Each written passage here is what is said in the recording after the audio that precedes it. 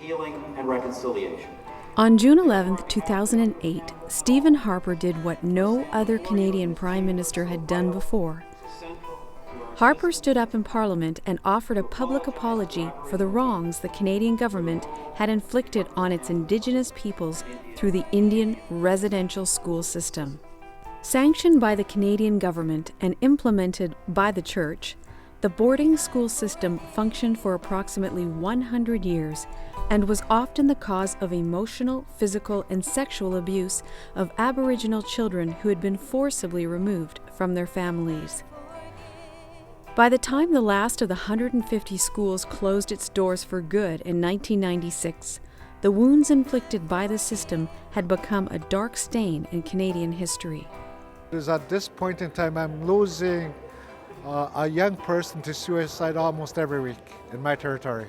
And that's the direct result of residential schools experience, because in the residential school, the people that went through the residential school are not able to express emotions to their children. For 2 years, the Canadian Aboriginal communities remained silent, making no public response to Harper's apology. Then came the Forgiven Summit in the nation's capital, Ottawa.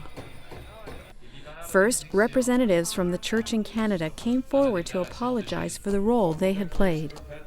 There were two parties involved, the government that made it into law, but the ones that implemented it were the churches. God is love, and that's the one main ingredient that was lacking from the introduction of Christianity that was given to us in these residential boarding schools.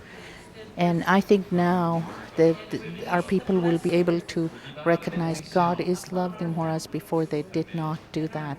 Then came the Charter of Forgiveness and Freedom. The charter was signed by 24 elders representing First Nations, Métis, and Inuit communities before being presented to Minister of Indian Affairs, Chuck Strahl. Minister Chuck Strahl, The presentation of the charter was the crowning moment of a 6-month journey led by former Deputy Grand Chief Kenny Blacksmith.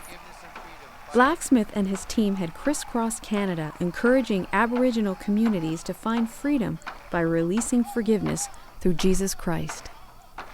And I think, as long as our people had always blamed others and never took ownership of the issues that they had to deal with, as long as they always blamed others, they were never free.